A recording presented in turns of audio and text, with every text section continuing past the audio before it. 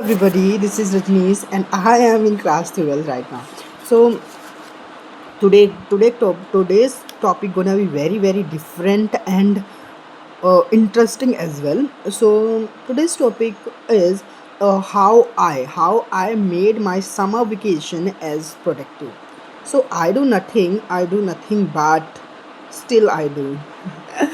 I do nothing but yes. Firstly, I made the to-do list.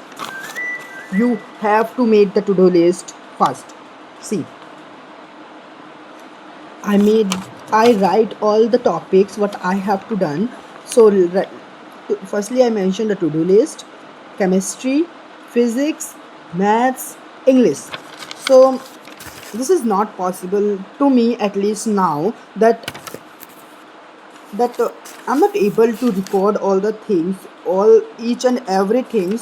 So firstly I have done all the numerical according to to-do list. See, this is for physics. The last question is this: physics,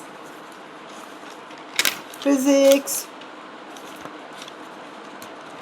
मतलब physics, all the things, physics I done, and chemistry as well. I have done chemistry and physics right now. So I left maths and English. I am gonna be read the a summary of English and maths के numericals. तो English को सब हल्के में लेते हैं, but English ही ऐसा एक सब्जेक्ट है जो आपके परसेंटेज एकदम ऐसे ले जा सकता है और एकदम ऐसे भी नहीं डुबा सकता है.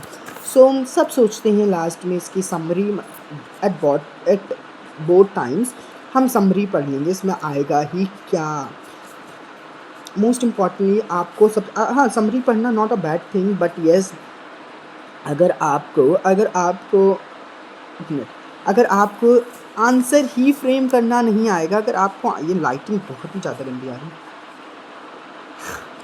अगर आपको आंसर ही फ्रेम करना नहीं आएगा तो आप नंबर कैसे लाएंगे? First of all thing, I am right, I hope so, I am clear. So सबसे पहले हमें आंसर राइटिंग की प्रैक्टिस करनी होगी in this summer vacation. Answer writing कर रहे हैं तो उसके साथ हम समरी क्यों ना पढ़ लें. समरी पढ़ लेंगे तो इससे तो सबसे पहले हमारे एक पूरा चैप्टर कंप्लीट हो जाएगा जिसकी हमने समरी पढ़ी, एटलीस्ट वो हमारा क्लियर है. और हमें आंसर राइटिंग भी लिखना आ गया. उसी के साथ हम letter writing, invitation, notice, and each and everything we can do. If we can do, if we have time, we can't do. Why we can't do? We will do, right? We will do.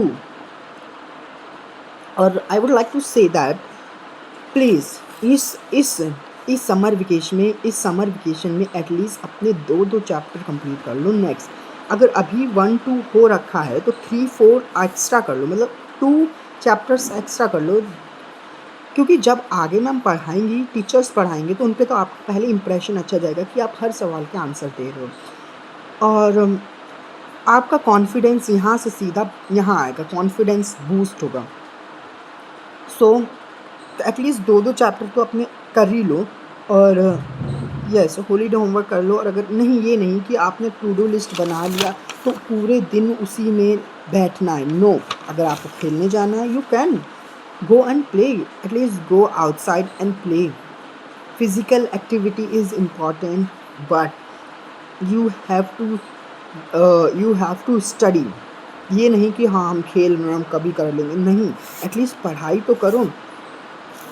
हाँ, आपको पढ़ाई भी करनी है and खेलना है तो खेलने के लिए तो कोई मना कर ही नहीं रहा है. आपको फिज़िकल एक्टिविटीज़ बहुत ज़्यादा इम्पॉर्टेंट है इसके समय में.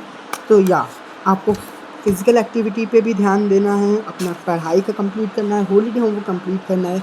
फर्स्ट एंड फॉरमोस्ट थिंग, अपनी फाइल्स अभी से कंप्लीट कर लो, एकदम लास्ट के लिए मत डालो, क्योंकि आपको ऐसा गोल्डन चांस नहीं मिलेगा कि आप पूरे दिन घर पे हो और आप फाइल बनाओ. ऐसा गोल्डन चांस आपको नहीं मिलेगा. तो आप फाइल्स कंप्लीट कर लो, 2-2 चैप्टर कंप्लीट कर लो ईच सब्जेक्ट के, and extra 2 chapters, right. And अपनी एक्टिविटीज़ पे ध्यान दो, अपनी physical health and mental health पे ज़्यादा ध्यान दो. एटलीस्ट वॉकअप अर्ली, योगा करो, मेडिटेशन करो, एंड कुछ तो करो जिसका आपका मेंटल स्टेट अच्छी रहे. डोंट थिंक कि हमारी 12th है, बस आप समझो जो हम नॉर्मल पेपर देते थे वही पेपर देने वाले हैं हम, उसके लिए अच्छे से अच्छी तैयारी करो। So this is for all, thank you for watching, मिलते हैं ऐसी इंटरेस्टेड वीडियोज़ में। Still thank you and bye bye.